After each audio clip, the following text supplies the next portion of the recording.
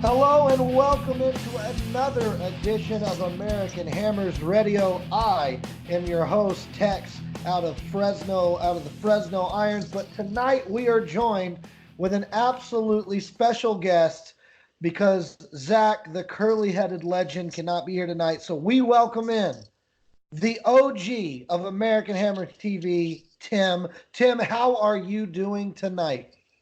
Freezing my sack off. How are you doing, Kyle? I'm out in sunny California, so land of movie stars. It's going well out here, but we are in Fresno. Which I don't know if you listen to the Joe Rogan podcast. He named us the sketchiest town in California, so it's all good. We are sketchy here. You do have to carry your knife around here in Fresno. Um, I really wish that I had you at a guest spot in a more positive environment here, but unfortunately, we are coming off a very poor run of form for West Ham United, and the trend continued on Saturday as West Ham hosted Newcastle. A game I think we all thought we were going to see a bounce back. Did not happen.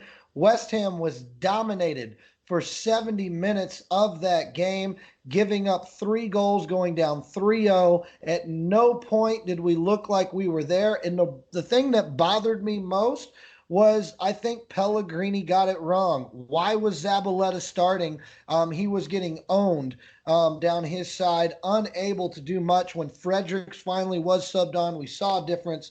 Obviously, Everton got goals from Clark, Fernandez, and of course, the East End boy himself, who's been linked with West Ham, John Joe Shelby, finds a way to score a beautiful free kick. I'm not going to sit there and put too much on Roberto on that one, but it was very frustrating. Obviously, West Ham get 2 goals late, but I think you and I can both agree that at no point were we ever a real threat in that game to get anything out of it. So that brings me to the big question of the night, Tim. What the fuck is wrong with West Ham United? No soul, no fight, no passion. You can, and I will. I say you can, but I will also blame Pellegrini. The team selections, even since last year.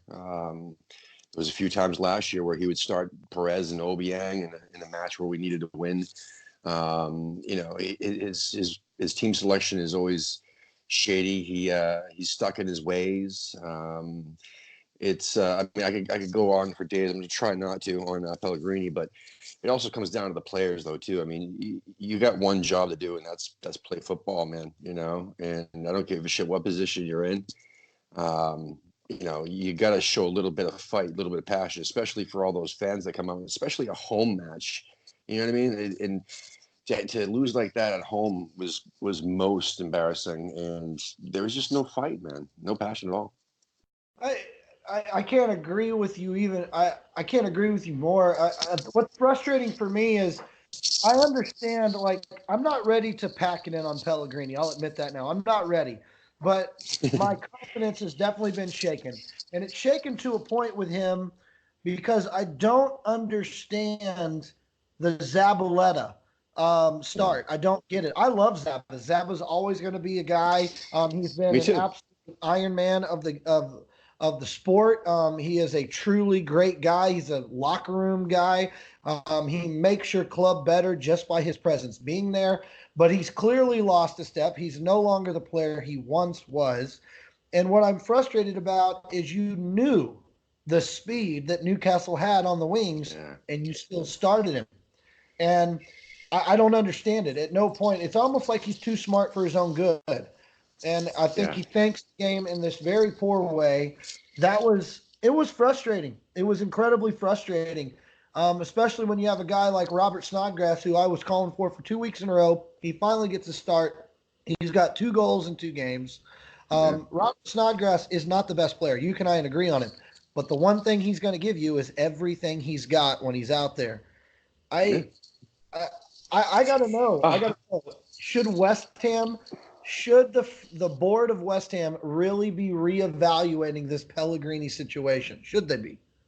Yeah, they should, and that's actually where I'd say 90% of the blame on. I know I was just talking shit about the players and about the manager, but when does the board start holding people accountable? I mean, it's their money, man. You know, it's our money too, and all the supporters and season ticket holders and so on. But what are they doing? They're throwing out there that they're about to consider firing Huselos, and what the fuck does he have to do with anything? It's Pellegrini's ultimate decision in a lot of these transfers, and it looks like they're gonna try to use Huselos as a scapegoat. You know what I mean? There's rumors of that anyway, and I'm like, but there was no uh, they kept talking about that they were going to back the manager. They're not going to sack him anytime soon. And I mean, that's what all the supporters are saying anyway. We've been talking about this for a week on American Hammer TV, that maybe it's time for the manager to go seriously, and maybe we should consider in January thinking about, hey, if an 80 million pound bid comes in for Declan Rice, maybe take it and take some of that money and buy out Pellegrini's contract and so on. I mean, but it's not going to happen. The board, they're shysters, man. They're all about the money. They're all about themselves. They're not about what's best for the team. They're not holding Pellegrini accountable.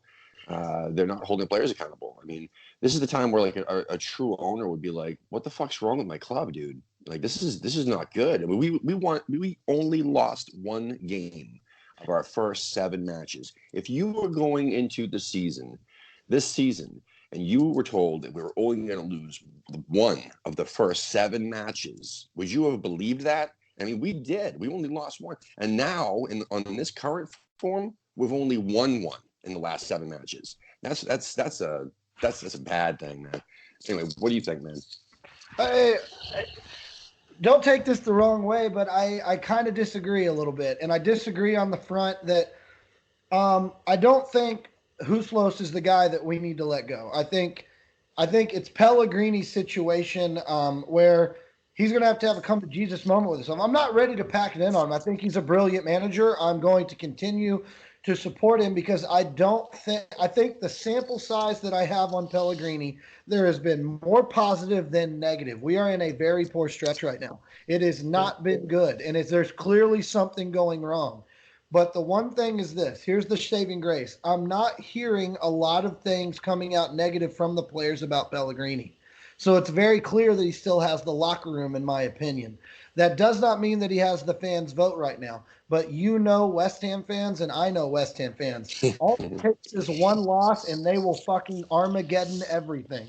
It is Yeah. incredibly frustrating being a West Ham fan, especially trying to be a West Ham fan that thinks with a rational mind. Too many of them do not. And so I'm not really sold that Pellegrini is lost it. But what I do think is that whatever he is trying to accomplish tactically, it's not working. He does need to go back to the drawing board. He does need to get, quote unquote, back to basics with what West Ham do. Every team that goes through a spell like this, they go back, they get back to fundamentals, and then they reevaluate because whatever he's trying to accomplish right now, it's not working. And I don't know why he's not trusting certain players. Ryan Fredericks is the future at right back. You go with him. Zabaleta is only there in case of an injury. Zabaleta is perfectly fine with it. He's already made a lot of hints that this will be his final season. Yeah. So I'm not sold that Pellegrini is the actual problem. I think he is contributing to what the problem is by making poor choices and getting it wrong. But I don't know, man. Yeah. I'm not ready to pack it in on him. Like I still want to try some Reuters original out of his pocket.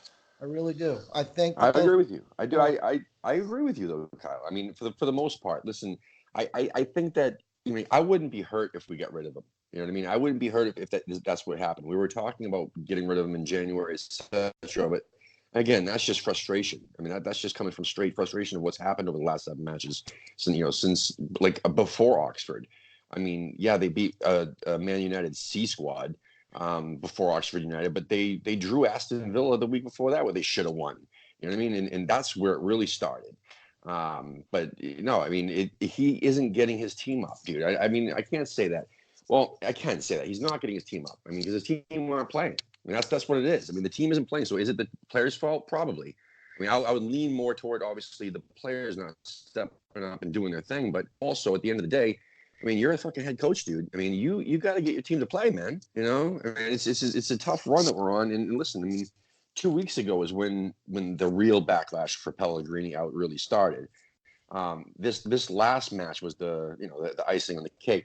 But can you imagine? I mean, we go into Turf Moorman and lose. I mean, it's just going to get even worse, and his head's going to be on a stake, dude. You know what I mean? Oh, you're right. I told you I'm not ready to pack it in, but if we go out against Turfmore and have a poor performance, Yeah. hear a totally different text on American Hammers Radio next week. It will be a totally different text. I'm admitting that now. To me, it's been a rough go of it, but when you're really analyzing this team right now, let's kind of break some things down and look at it. Sure. What have we gotten out of Lanzini? And Lanzini's my favorite player. I'm going to tell you that now, but I'm critical of him because he has 1 assist this year. He's been dropped from the team, and when he comes in, he's really been non-existent. So you had plans for Lanzini to be this focal point, and he's there. Because of Lanzini's ineptness, you wind up with what I think the problem is right now with Felipe Anderson is he's trying to do everybody's job. He's trying to go out there and do more than he has to do. He's not playing inside the role that he's been given. Mark Noble, when we got him back, our team changed. It was a massive difference. We like having him out there. But again, Mark Noble's form dips, the team dips, and he's not playing good right now. Also, Fabianski is hurt. Fabianski he's a top 5 goalkeeper in the Premier League. I don't care what he says. So having him gone, that hurts.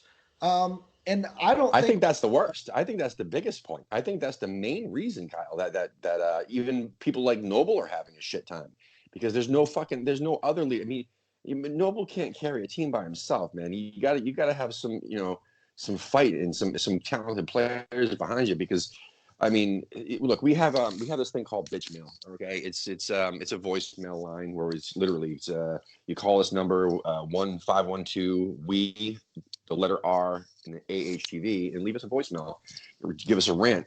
Well, there was a guy last weekend that gave us a rant of a lifetime, legendary. He has the championship belt of rants, and it was amazing. And actually, he was interviewed tonight on American Hammers TV just because his rant was so awesome. But anyway, what he said was, Roberto, man, he's a fucking MLS keeper, dude. He's shit, dude. There was 2 goals last match that 2 out of the 3, Roberto or anybody would have fucking saved. Dave Martin would have saved that shit. Nathan Trott would have saved that shit. Memo Pellegrini would have saved that shit. Just because he makes a few other saves doesn't make him a good goalkeeper. He doesn't belong in the Premier League. Dude. He's horrible, and that not having the trust in your keeper makes everybody else shit. You know what I'm saying? Like, or a little bit more on edge and not playing to their games. And one last thing I want to say before you go ahead. Lanzini, man. I mean, there's been rumors about a £40 million deal. Offered in January for him from Juventus. I don't even know if the figure's right, but it doesn't matter what it is. If it's 25 million, at this point, he's a fucking cubic zirconia. He keeps breaking down. He's a little precious little what looks like a diamond, but he just breaks down all the time so easy. We don't know when's he gonna get hurt again. He's been hurt too much. Like for someone with that much talent, we can't be. Let's cash in on him. Cash the fuck in on him. As much as it pains me to say it, and I know that the listeners can't see me right now, but I'm telling you, there are tears welling up in my eyes because I do love that little man from Argentina. I wish that he could be bothered, and I wish that he wanted to be a Hammer for life, but it's very clear that he's not playing with that ability that we saw in the first year we had him in the last season at the Bowl-In. To piggyback off something you said earlier, I think the real problem, I'm not ready to say that Roberto is an MLS keeper. He's clearly not a number one. I'm not ready to say that. I think he's clearly a good shot stopper. He's made some saves that have kept us in some games at times, but it's not consistent. but I blame Ederson of Man City. I blame Ederson of Man City. That's the reason we have him. Ederson has a neck tattoo. Roberto has a neck tattoo. Our dumbass, he's got a neck tattoo like Ederson at Man City. Let's sign his ass. That's what the problem is. Okay, Yeah, let's be real. It's all about the neck tattoo. yeah, That's man. the reason we have him. Uh, Have you seen his wife? Roberto's. Yeah, He's got a neck tattoo. She's got to be gorgeous. unreal. I see.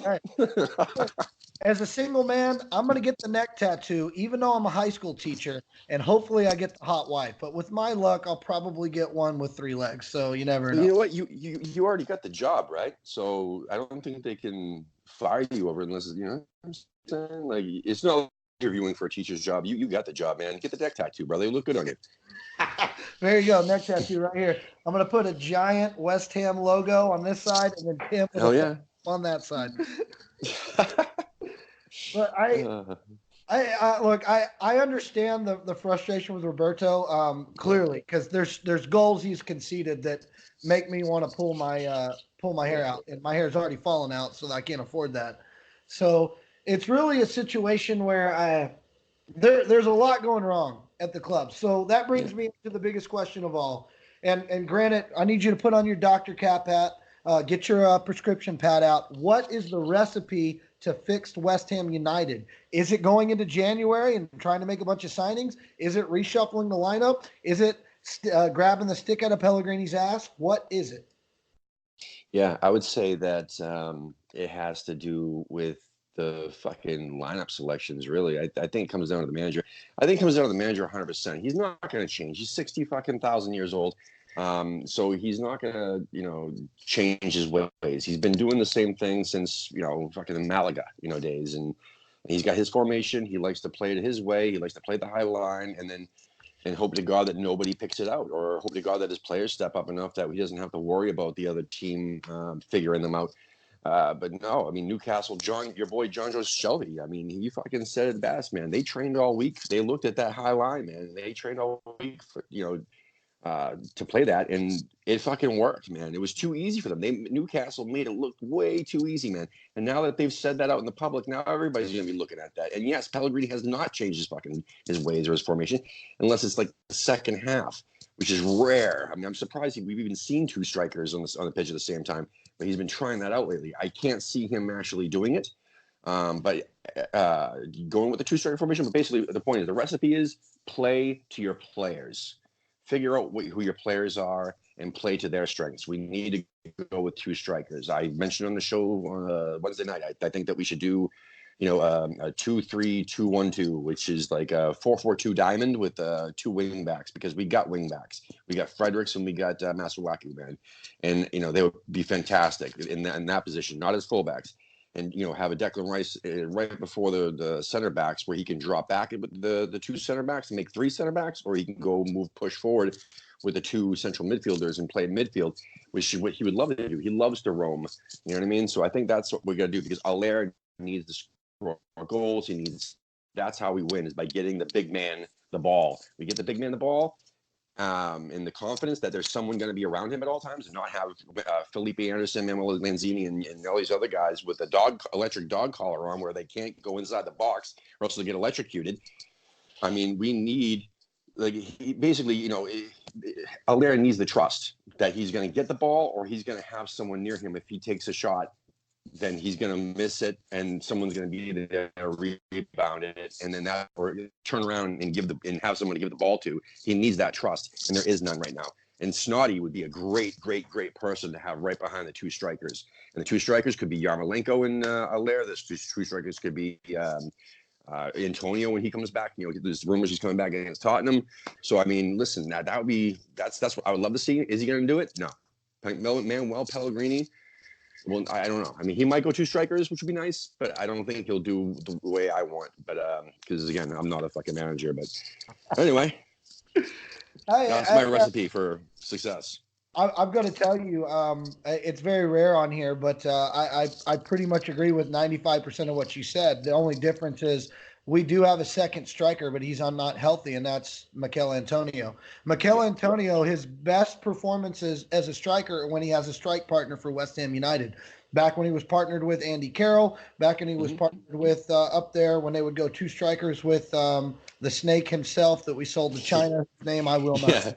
So really, really, when you're looking at it, I think the recipe to fix West Ham United is, and I'm not trying to bail anybody out, but the recipe is we got to get healthy. We got to get Fabianski back. We don't realize how valuable he is in organizing the defense. He's clearly the captain in the back.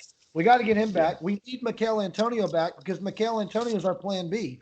The reason we've been looking so bad is because we can't bring on Antonio. And because we can't bring on Antonio, he changes the game. He's a physical force. He draws defenders. He opens it up for everybody else. Yeah. We don't realize the value of that guy. So really, what's the recipe to fix West Ham United? It's clear as day. We got to get healthy, and we got to get our guys back, and we got to start doing things. But I do agree with you. I think Pellegrini clearly has to reevaluate his team selection, and he has to start putting guys on the pitch who can be bothered. I want guys out there who can be bothered, who are going to get pissed off if the other team scores a goal, who are going to yell at each other, who Mark Noble might slap around. If I don't see Mark Noble get a yellow card for slapping one of his players in the game, if we go down 1-0, I'm going to be pissed. I want to see that happen. I want domestic violence on the field from Mark Noble.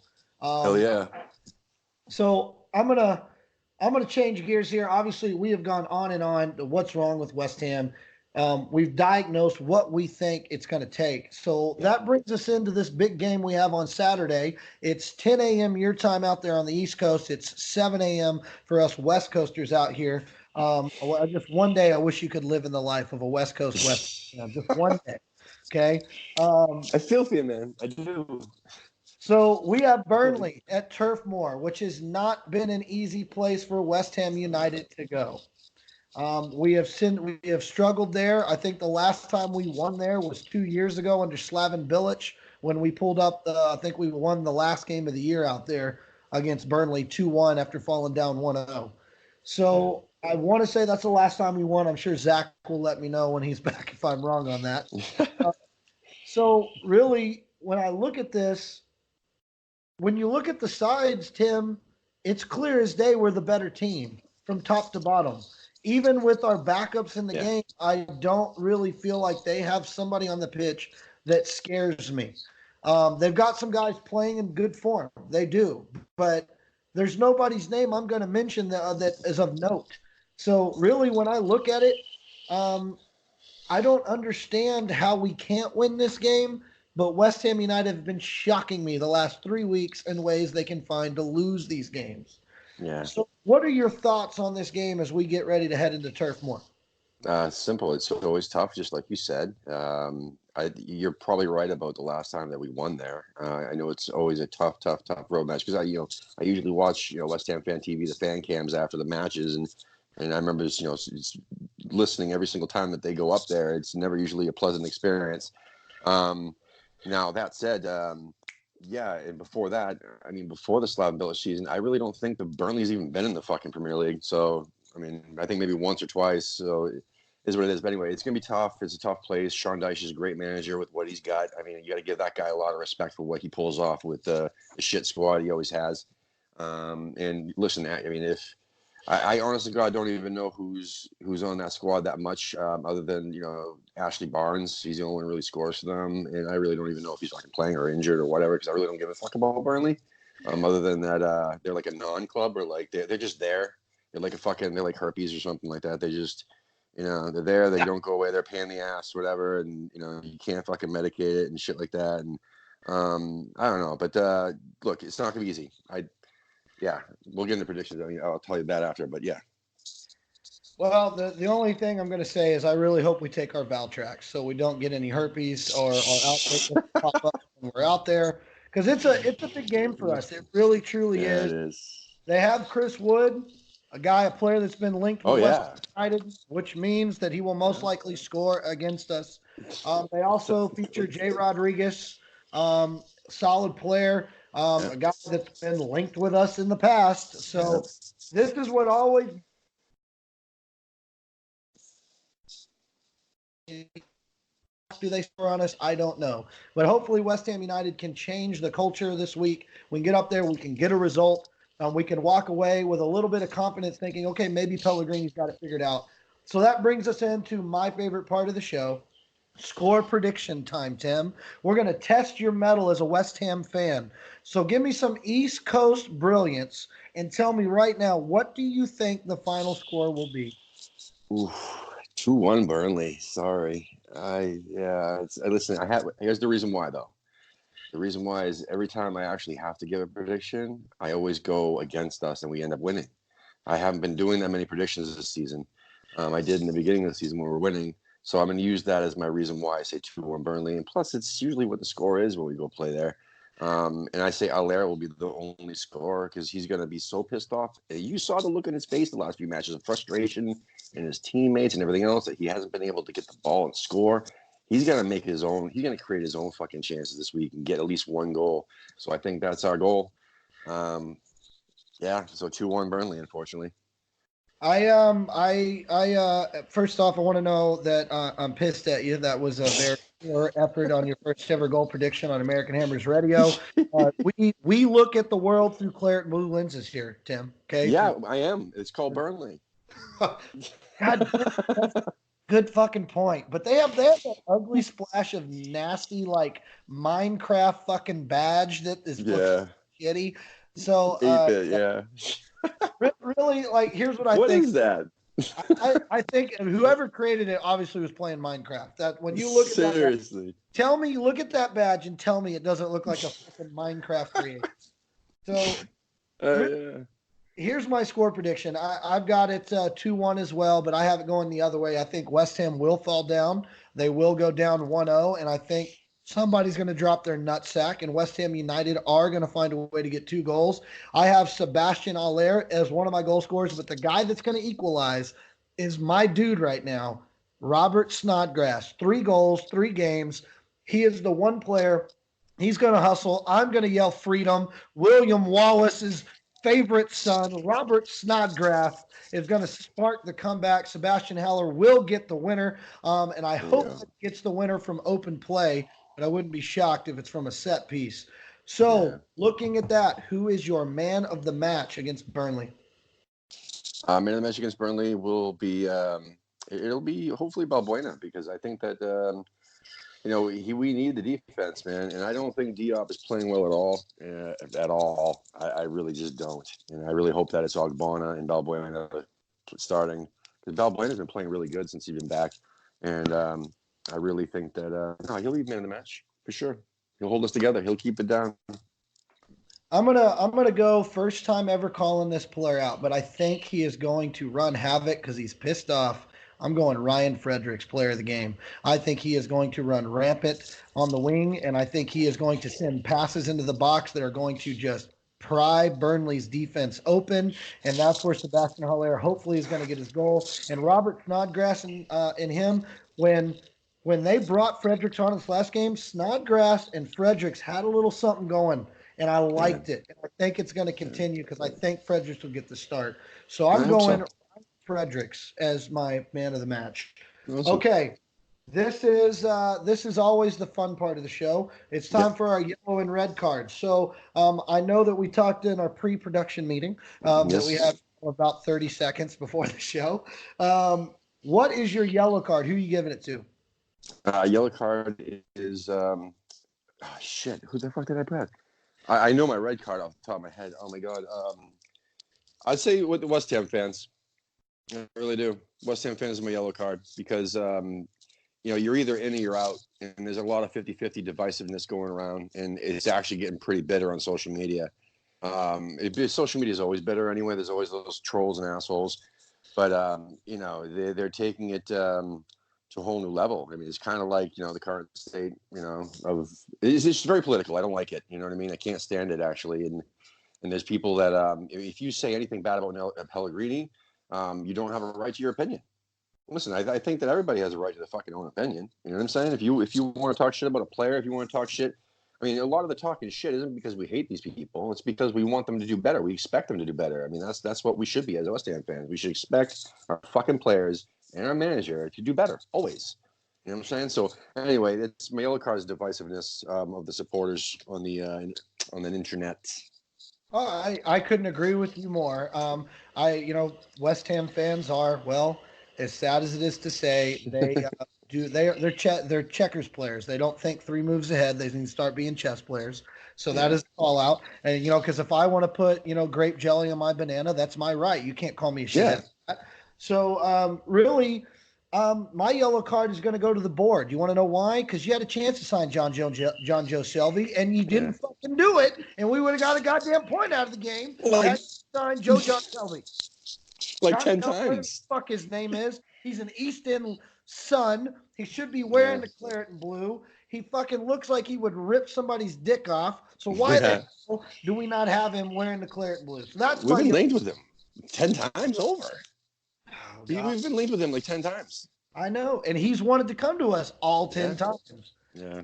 All right, so now it's time for the big card. Who's your red card for? No, David Sullivan, the fucking that little shyster. So yeah, he's not holding Pellegrini accountable. He's not being, he's not being. How do I put it? For the moment that they put Huselos out there in the public as he's on the fucking hot seat, and it looks like they're gonna make him the scapegoat for all this bullshit. I don't blame Huselos, and I do blame fucking little shithead for coming out and saying anything like that at all, and not fucking saying, hey, my team's playing like shit. Let's seriously look at what we got to do in January. I'm coming out of my little fucking hobbit hole, and I'm gonna start saying, listen, there's something wrong with my club, and something needs to be done, and I'm about to step up and start speaking out again, because he's been quiet for quite some time, which has been great because we don't want him talking. We really don't. But that's just like anything else. The big boss needs to come out and start saying shit about his club when shit isn't going right, man. So anyway, that's my red card, David Sullivan.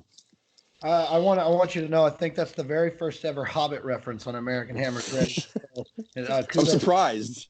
I know. I am. That... I'm going to go ahead and tell you my red card goes to Pellegrini. I said it last week. He has to get it right, and he didn't. He got it clearly wrong. So Pellegrini gets my red card, and I'm a Pellegrini fan. I'm not turning the book on him, but I'm telling you, red card is big. It's a big because if he doesn't turn it around, if he has another poor team selection, I'm going to start to question if he's doing this shit because he wants out of the club. It's just an interesting situation with him right now. Yeah. So obviously, it's the part of the show where we like to get you to spend money on bullshit that we're selling and peddling to you, and so we can get our fixes too. It's time for our shameless plugs. Tim, you got any shameless plugs for tonight? Yeah, a couple quick ones. So it's five. Basically, our bitch bag or bitch, or whatever it's called, bitch mail. I call it mailbag, bitch mail, whatever the fuck it's called. Anyway, it's basically a hotline where you can call and leave us a voice message. Anytime, any day, whatever. We have a show on Monday night where we actually play through the best of them. And this last week, we had an absolute gem of a rant. We've had a couple other ones. Again, just be yourself. Say what you got to do. Don't try too hard. Just because we had one out there that was an amazing rant doesn't mean you got to go out there and try too hard to do a rant. Just be real. So anyway, the phone number is it's 512 the letter R AHTV. And the other thing is I want everybody to check out the shop because we got some cool American Hammers radio merchandise, everything from buttons, magnets to t-shirts, hoodies, men's, women's, children's, fine art prints, fucking whatever you want with American Hammers radio logo on it, as well as American Hammers TV and a bunch of million other designs that our friend Alex from Mississippi has been working on. The website is ahtv.threadless.com, and there's always deals going on, whether it's either 10% off the store or free shipping or something. So just check it out, stay tuned, and then obviously watch and like and subscribe to American Hammers TV on YouTube. And this show, which we've been trying to get us on iTunes, and it's fucking struggling. So, but it's on Spotify, it's on SoundCloud, and Podbean. So it's out there. So I know a lot of people are listening to it, so that's cool. All right, cool. Well, the only shameless plug I have is if you happen to find yourself on the West Coast, maybe in the Central Valley of California, come on down to Full Circle Brewing and hang out with the most dedicated group in all of Fresno. That's right, the most Hell yeah. all the Fresno, the Fresno Irons. We'll be there live and in person, 7 a.m. this Saturday, and you can watch us take on Burnley. So hopefully that game goes to plan. Want to say thank you to Tim for standing in for the curly-headed legend himself, Zach. It means the world that you were able to do this. Thank you again to Thank you, and man. for Lee and you for providing us this platform and the ability to talk all things West Ham, which, let's be honest, if we didn't do that, we'd all probably be in the mental institution because it's a chance for us. So let's play. Thank you for listening, and we'll be back next week. Come on, you Irons.